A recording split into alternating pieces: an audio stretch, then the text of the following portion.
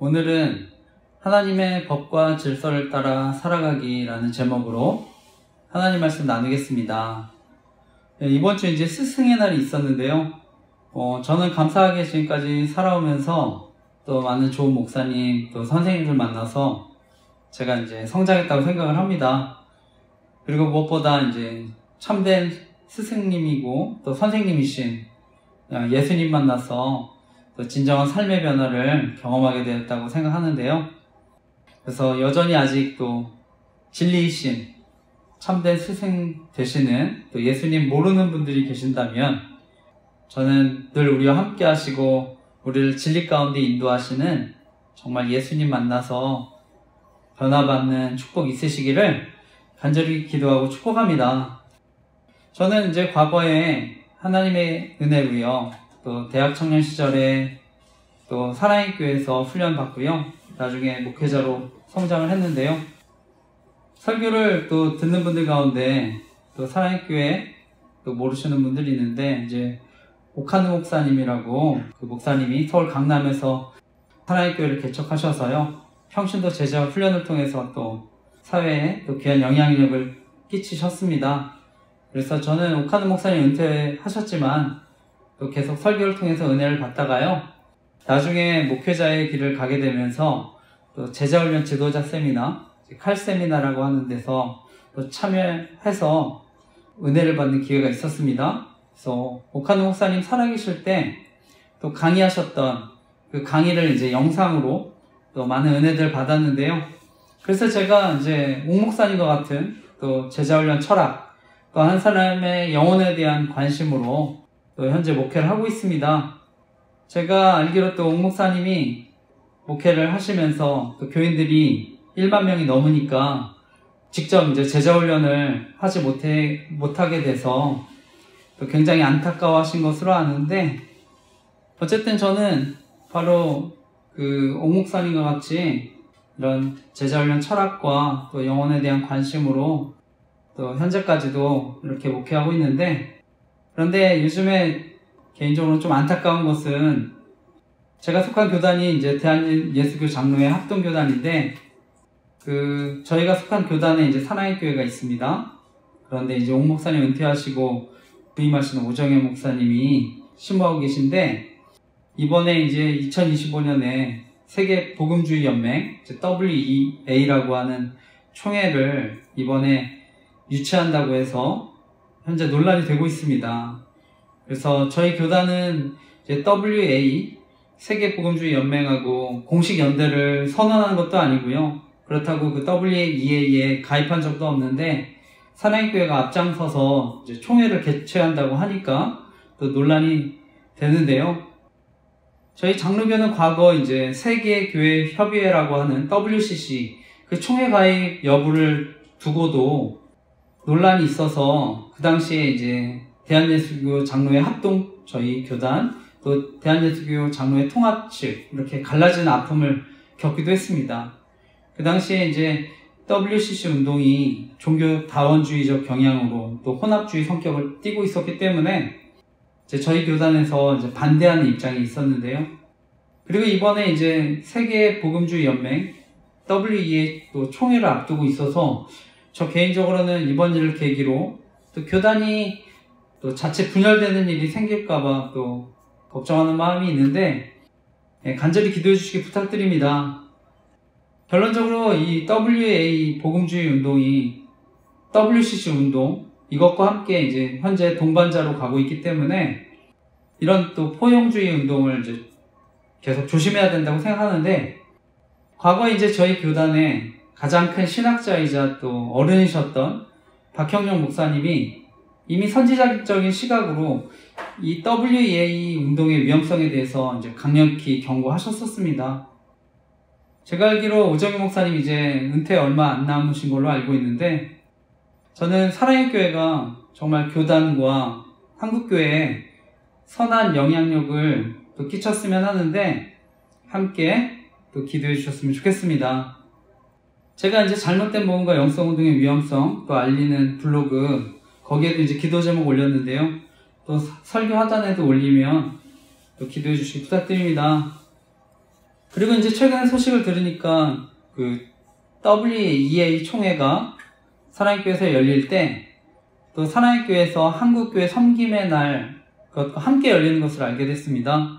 그래서 그동안 또 최근에 사랑의교회가 한국교회 섬김의 날을 통해서 또 교단과 교파를 초월해서 또 어려운 교회들 물품들 등 지원하고 이렇게 섬긴 것으로 아는데, 이번에 이제 함께 하면서 저는 교회 목사님들 저는 이용하지 않았으면 하는 마음인데 또 함께 기도해 주시기 부탁드립니다.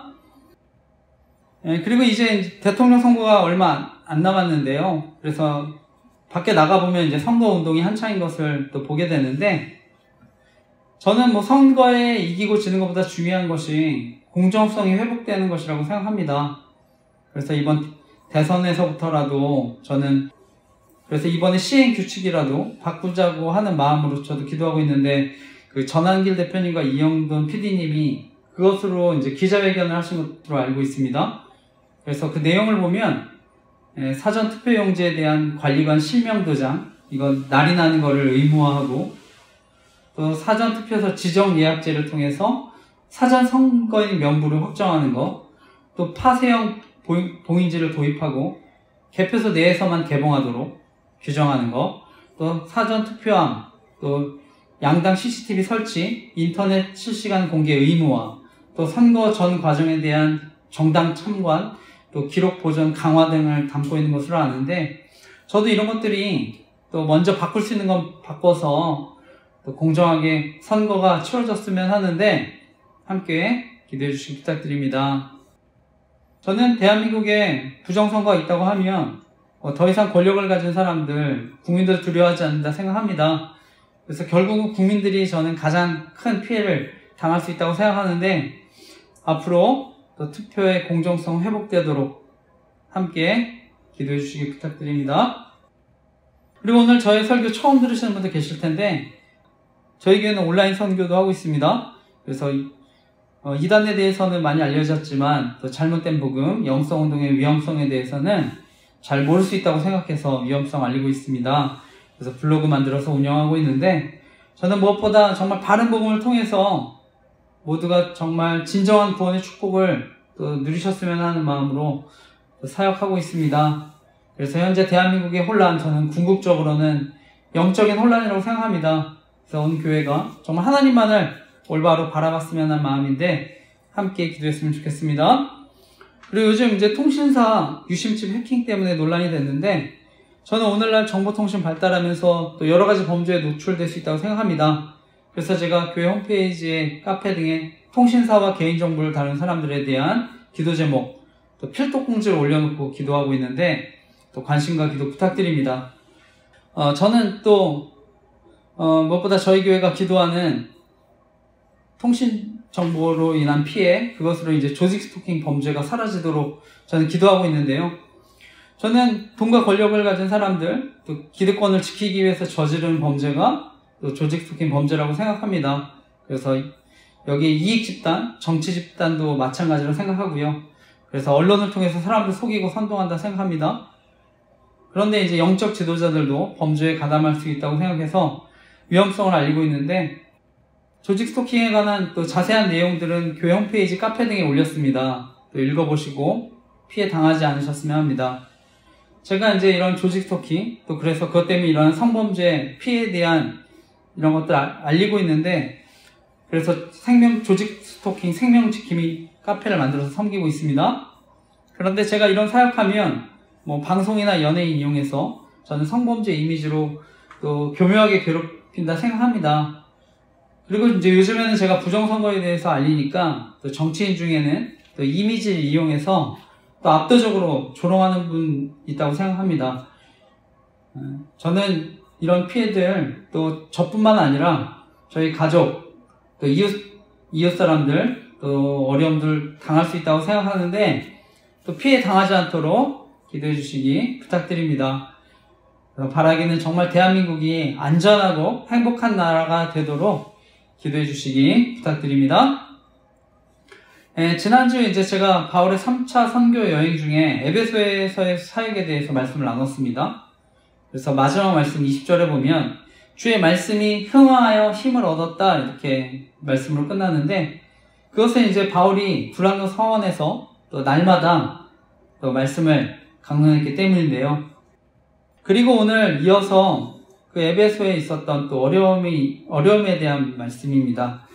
오늘 말씀의 제목은요, 하나님의 법과 질서를 따라 살아가기라는 제목으로 이 시간 하나님 말씀 나누려고 하는데요. 오늘도 말씀을 통해서 하나님 저와 여러분 교훈하시고, 또 우리가 이번 한 주도 우리가 말씀 붙들고 살아갈 때 하나님의 사랑과 인도하심을 경험하는 또 한 주가 되시기를 간절히 기도하고 축복합니다. 오늘 나누고 싶은 핵심적인 교훈은요, 하나님의 법과 질서를 따라 살아갈 때 타락한 세상에 휩쓸리지 않고 살아갈 수 있다는 것입니다. 오늘 말씀은 이제 바울이 어떻게 전도할지에 대한 계획을 또 세우는 것으로 말씀이 시작하는데요. 우리 21, 22절 말씀 다시 한번 읽어보겠습니다. 19장 21, 22절 말씀 읽어보겠습니다. 시작. 이 일이 있은 후에 바울이 마게도냐와 아가야를 거쳐 예루살렘에 가기로 작정하여 이르되, 내가 거기 갔다가 후에 로마도 보아야 하리라 하고, 자기를 돕는 사람 중에 디모데와 에라스도 두 사람을 마게도냐로 보내고 자기는 아시아에 얼마 동안 더 있으니라. 아멘. 바울은요, 이제 에베소 사역이 이제 어느 정도 마무리되어 갈 때 예루살렘에 갔다가 이제 로마로 가고자 이렇게 계획을 합니다. 그래서 이제 계획에 따라서 디모데와 에라스도를 마게도냐로 먼저 보내고 또 자신은 아시아에 이제 머물렀다고 하는데요. 오늘 본문에 이제 디모데는 또 많은 분들이 아시겠지만 에라스도는요, 고린도시의 재무관이었다고 하는데요. 그래서 바울에 의해서 이제 회심하고요. 나중에 이제 에베소까지 와서 이렇게 함께 섬긴 사람이라고 합니다. 근데 어쨌든 바울이 이제 전도 계획을 세우면서요, 다시 이제 예루살렘에 가고자 하는 것인데요, 먼저.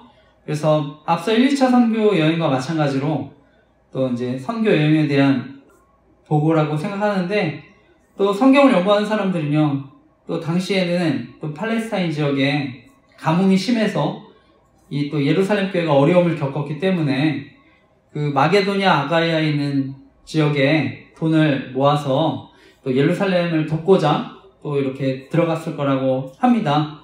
그래서 전도 결과에 대해서 보고도 하고 또 구제헌금을 또 예루살렘에 전달하기 위해서 가는 것이라고 하는데, 바울이 그리고 예루살렘에 갔다가 이제 로마를 방문하려고 이렇게 계획을 합니다.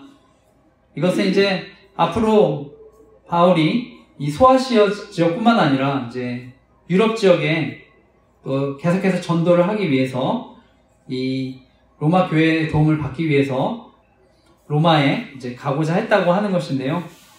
바울은 궁극적으로 이제 또 로마를 지나서 당시 이제 지중해 끝에 땅끝이라고 할 수 있는 서머나 오늘날 스페인입니다.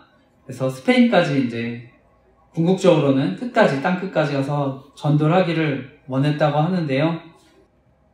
우리가 나중에 살피겠지만 결국 바울은요, 그토록 이제 갈망하는 로마에도 갑니다.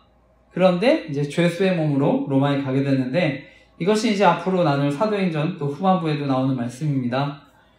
그것은 이제 죄수의 몸으로 가게 될 때는요, 또 하나님께서 또 로마 군대를 이용해서 또 안전하게 로마까지 가서 복음 전하게 하시는데, 전승에 따르면은 바울은 이제 결국 서머나 스페인까지 가서 또 전도행 했다고 합니다. 그래서 바울이 로마에서 1차 투옥되고 또 2차 투옥도 됐는데 그 사이에 아마 서머나를 방문했다고 이렇게 알려졌는데요. 결론적으로 하나님은요, 결국 바울을 통해서 하나님의 뜻과 계획을 이루십니다. 그래서 하나님 나라를 끝까지 이루어 가십니다. 우리 성경에 보면은요, 그냥 하나님의 어떤 구원은요, 우리가 죽어서 그냥 천국에 가는 개념만은 아닙니다.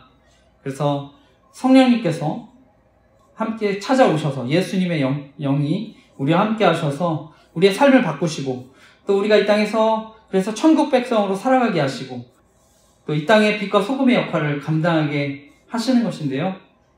그래서 저와 여러분을 통해서 이제 하나님 나라를 이루어가는 것입니다.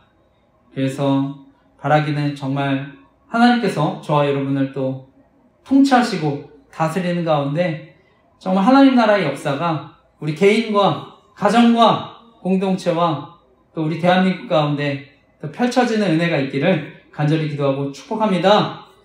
무엇보다 정말 저는 날마다 부어주시는 또 하나님의 사랑과 은혜들을 경험하며 살아가시기를 간절히 기도하고 축복합니다.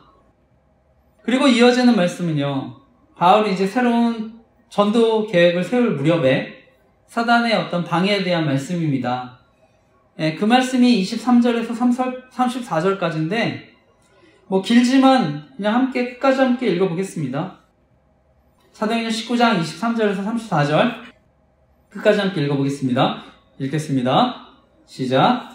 그때쯤 되어 이 도로 말미암아 적지 않은 소동이 있었으니 즉 데메드리오라 하는 어떤 은장색이 은으로 아데미의 신상 모형을 만들어 직공들에게 적지 않은 벌이를 하게 하더니 그가 그 직공들과 그러한 영업하는 자들을 모아 이르되 여러분도 알거니와 우리의 풍족한 생활이 이 생업에 있는데 이 바울이 에베소뿐 아니라 거의 전 아시아를 통하여 수많은 사람을 권유하여 말하되 사람의 손으로 만든 것들은 신이 아니라 하니 이는 그대들도 보고 들은 것이라.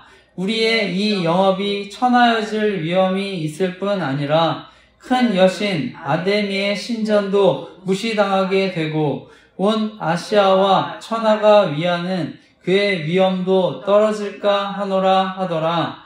그들이 이 말을 듣고 분노가 가득하여 외쳐 이르되 크다 에베소 사람의 아데미여 하니 온 시내가 요란하여 바울과 같이 다니는 마게도냐 사람 가이오와 아리스다고를 붙들어 일제히 연극장으로 달려 들어가는지라. 바울이 백성 가운데로 들어가고자 하나 제자들이 말리고 또 아시아 관리 중에 바울의 친구된 어떤 이들이 그에게 통지하여 연극장에 들어가지 말라 권하더라. 사람들이 외쳐 어떤 이는 이런 말을 어떤 이는 저런 말을 하니 모인 무리가 곤란하여 태반이나 어찌하여 모였는지 알지 못하더라. 유대인들이 무리 가운데서 알렉산더를 권하여 앞으로 밀어내니 알렉산더가 손짓하며 백성에게 변명하려 하나 그들은 그가 유대인인 줄 알고 다 한 소리로 외쳐 이르되 크다 에베소 사람의 아데미여 하기를 2시간이나 하더니 아멘. 이어지는 말씀은요, 이제 에베소에서 있었던 사단의 이제 방해에 대한 말씀입니다. 그래서 당시 에베소는요, 아데미라고 하는 여신에 대한 숭배가 또 대단했다고 하는데요. 이 에베소의 아데미는요, 우리가 많은 사람들에게 알려지고 있는 헬라 여신 아데미랑은 다릅니다. 그래서 우리가 많은 사람들에게 또 알려진 그 여신 아데미는 제우스 딸이고 또 로마인들이 섬기는 다이아나라고 불리는 또 사냥의 신이었다고 하는데 오늘 본문의 아데미 여신은요, 다산을 상징하는 대지의 여신입니다. 그래서 소아시아 지역에서는요, 오랫동안 숭배되었던 여신이라고 하는데요. 이 여신의 모양은요, 12개의 유방을 지닌 이제 여자의 모습을 하고 있습니다. 그래서 다산을 상징하는데, 이 에베소에서는 이 아데미 여신을요, 가장 이제 위대한 또 신으로 여겼기 때문에 어마어마한 규모의 신전을 지었다고 합니다. 그래서 높이가 17m, 또 그 기둥, 원주 기둥이 100개나 되는, 그리고 그 신전의 가로, 세로 길이가 120m, 60m 되는 엄청난 규모였다고 하는데요. 그러니까 이제 고대 불가사의 중에 하나가 될 정도로 크고 장엄한 이제 신전이었다 합니다. 그런데 이제 현재는요, 기둥 하나만 남아있는 상태인데, 하지만 당시에는 수많은 순례자들, 여행자들이요, 이 신전을 보려고 많은 곳에서 몰려들었다고 합니다. 그러니까 또 그 신전 주변에 이 아데미 신상이나 그 신전의 모양을 만들어서 모형을 제작해서 파는 사람들, 이런 사람들이 많았다고 하는데요. 그리고 또 여행객들을 대상으로 하는 숙박업들 이렇게 성행했다고 하는데, 특히 5월에는요 이 아데미 여신에 대한 큰 축제가 있어서 그런 사람들이 또 큰 수입을 얻었다고 합니다. 그런데 이제 바울이 3년 동안 에베소 사역을 하면서 이제 복음을 또 전했는데요. 그리고 두란노 서원에서는 이제 2년 동안 또 말씀을 강론하면서 많은 사람들에게 또 복음과 말씀을 전했는데, 그러니까 저는 우상을 버리고 또 예수님께 돌아온 사람들이 많았다고 생각합니다. 그래서 아데미 신전을 통해서 큰 경제적 이익을 누리던 사람들이 저는 큰 또 타격을 입게 되었다고 생각을 하는데, 그러니까 이제 오늘 본문에 결국 은세공업자, 이제 데메드리오 같은 사람들, 우상과 모형을 만들어서 판매하는 사람들, 그러니까 이제 바울을 저는 해치려고 했다 생각합니다. 그래서 26절에 보면 바울이 사람의 손으로 만든 건 신이 아니다 이렇게 했다고 하면서 이제 사람도 선동하는데요. 그래서 이제 아데미 여신의 권위도 이제 추락할 위험이 있다고, 신전도 무시당하게 되고 아시아에서 자신들의 위엄도 이제 떨어질 거라고 이렇게 선동하는데, 결국에는 아데미 여신의 이름 또 권위를 내세웠지만 결국은 그들은요 자신의 기득권을 지키기 위해서 계속 사람들을 선동했던 것인데요. 그리고 사람들은 이제 군중 심리에 끌려서 마녀 사냥을 하는 것인데, 말씀해 보면 사람들은 그래서 그 선동에 이끌려서 2시간이나 아데미를 광적으로 이렇게 부르면서 찬양했다고 합니다. 그런데 재미있는 것은요, 그 큰 소요 속에서도 모인 사람들은요 왜 모였는지 알지 못했다고 하는 것입니다. 그냥 아데미 여신의 구호에 아무런 이유 없이 이제 동참했다고 하는 것인데, 저는 어쩌면 이러한 모습이 우리 대한민국 모습이라고 생각합니다. 그래서 특히 요즘 언론이나 방송을 보면은요, 저는 어떤 조작과 선동으로 이런 일들이 계속 일어난다 생각합니다. 특별히 저희 교회를 향해서 정말 구원의 복음을 듣지 못하도록, 또 진리를 알지 못하도록 계속 방해한다고 생각합니다. 때로는 교묘하게 이제 이단 교회를 마치 정통 교회인 것처럼 해서 그 문제를 가서 이제 언론에서 보도하는 것도 있었고요. 그 다음에 많은 드라마나 방송에서 보면 기독교인들 대부분 굉장히 또 탐욕적이고 어떤 비이성적인 사람인 것처럼 이렇게 보여지게 해서 지금도 저는 이렇게 사람들 선동한다고 생각합니다. 그래서 여전히 저는 이런 대한민국의 모습들이 있다고 생각하는데, 저는 분명히 교회가 이제 잘못하는 부분에 대해서는 또 비판받아야 된다고 생각합니다. 하지만 이제 오늘날 거짓 선동 속임수에 또 교회를 또 하나님을 믿지 못하도록 하고 있는데, 바라기에 정말 교회가 영혼을 구원하고 세상을 변화시키는 데 쓰임받을 수 있도록 관심과 기도 부탁드립니다. 그리고 제가 요즘에 이제 선거와 투표의 공정성에 대한 기도 제목도 나누고 있는데, 저는 부정선거 의혹을 제기하면 음모론자 취급하고 또 조롱하고 비우는 것으로 압니다. 또 정치인 가운데서도 부정선거 의혹에 대해서 망상이라고 또 조롱하는 분 계신 것으로 아는데, 저는 그분이 또 이미지 이용해서 저를 또 압도적으로 또 조롱하고 있다고도 생각을 합니다. 저는 결국에는요, 기득권과 권력을 지키기 위해서 전 사람들 속이고 선동하는 거라고 생각하는데, 특별히 저희 교회는 이제 조지스토킹 범죄를 알리고 있습니다. 저는 기득권 지키기 위한 범죄, 조지스토킹 범죄라고 생각하는데, 바로 이것이 이제 사람들을 속이고 선동하는 동일한 범죄라고 생각합니다. 그래서 이러한 범죄들 사라지도록 관심과 기도 부탁드립니다. 그리고 이어지는 말씀은요, 바울과 같이 다니던 그때 가이오, 아리스타고를 붙잡아서 사람들이 이제 그때 그 소요로 연극장으로 이제 끌고 갔다고 합니다. 이 당시 연극장은요, 극장, 우리가 많이 알려진 야외 극장이라고도 할 수 있는데, 약 25,000명을 수용하는 큰 건축물이었다고 합니다.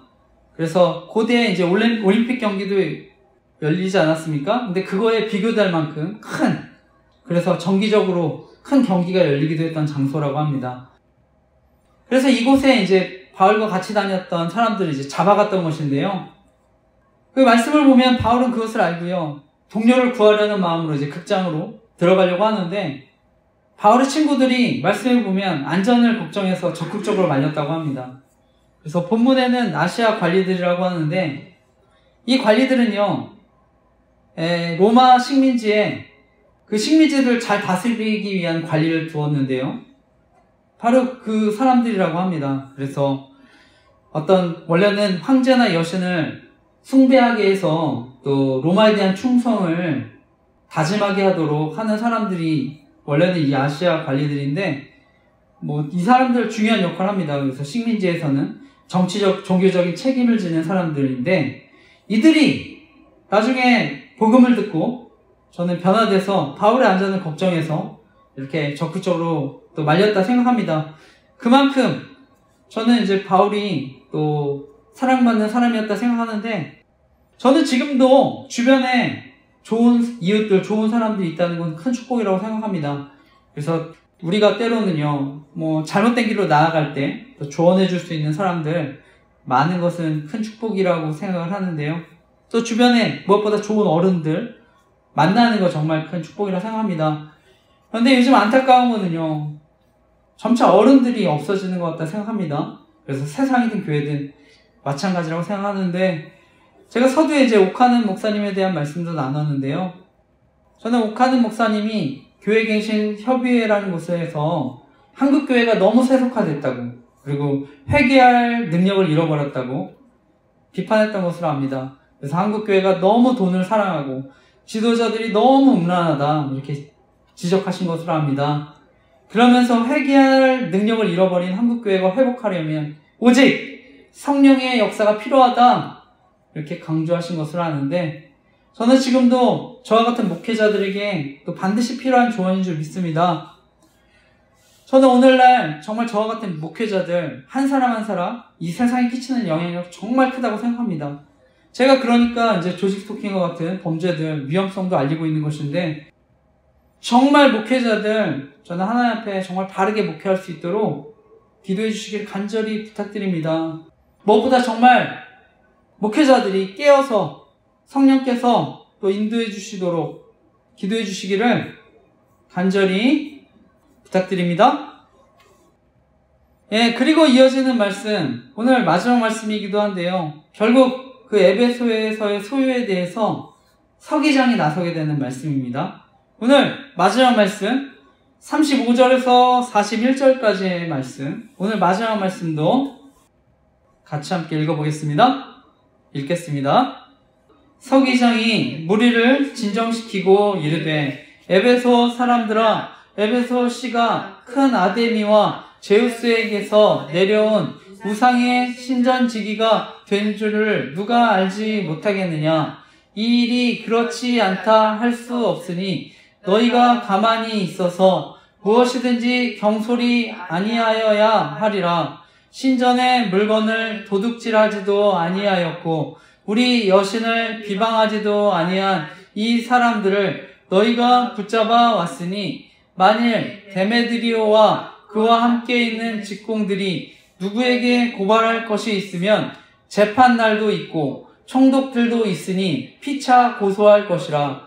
만일 그 외에 무엇을 원하면 정식으로 민회에서 결정할지라. 오늘 아무 까닭도 없는 이 일에 우리가 소요 사건으로 책망받을 위험이 있고, 우리는 이 불법 집회에 관하여 보고할 자료가 없다 하고 이에 그 모임을 흩어지게 하니라. 아멘.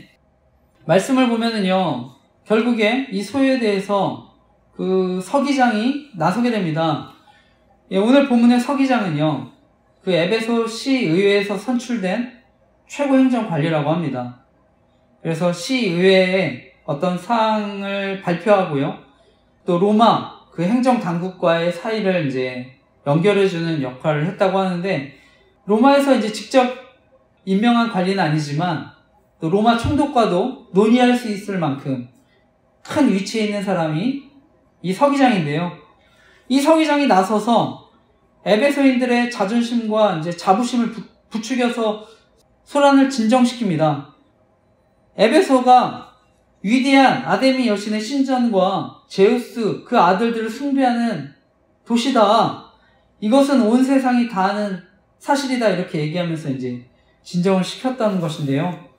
그러면서 이제 서기장이요, 가이오, 아리스타고, 이들이 아데미 신전에서 어떤 물건을 훔치거나 또 아데미 여신을 회방한 적은 없지 않느냐 이렇게 얘기하는 것입니다.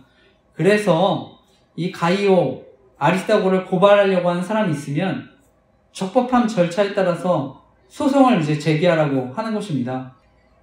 이 당시에 이제 로마가요, 이런 식민지 도시의 시의회를 통해서 이렇게 자치권을 줬는데, 그럼에도 불구하고 이제 불법적인 집회를 계속 가질 경우에 이제 그 처벌은 매우 엄격했다고 합니다. 그러니까 이제 무리가 결국엔 해산하지 않을 수 없었는데요. 결론적으로 오늘 이 말씀은요, 앞서 고린도에서 있었던 갈리오의 판결과 마찬가지로 이 서기장의 판결로 인해서 교회는 위기에 벗어날 수가 있었습니다. 저는 이건 역시 바로 하나님께서 역사하신 결과인 줄 믿습니다. 저는 오늘날 대한민국에 많은 혼란이 있는데, 저는 바라기는 정말 오늘 에베소의 서기장과 같은, 또 앞서 고린도에서의 갈리오의 판결 같은 이러한 일들이 있기를 또 계속 기도합니다. 요즘 우리 입법부 보면은요, 저는 국회가 너무 요즘 강한 권력을 갖게 됐다고 생각합니다. 그래서 현재 뭐 행정뿐만 아니라 저는 사법 위협하고 있는 상황이라고 생각하는데, 저는 정말 우리나라 법치가 회복되도록 함께 기도했으면 좋겠습니다. 또 현재 이제 중앙선관위가 행정기관인데 현재 대법관이 저는 위원장직을 맡고 있는 것으로 알고 있습니다. 그래서 저는 또 무엇보다 선거의 공정성도 회복되도록 또 함께 기도했으면 좋겠습니다. 그런데 오늘날의 대한민국의 혼란, 저는 궁극적으로는 영적인 혼란이라고 생각합니다.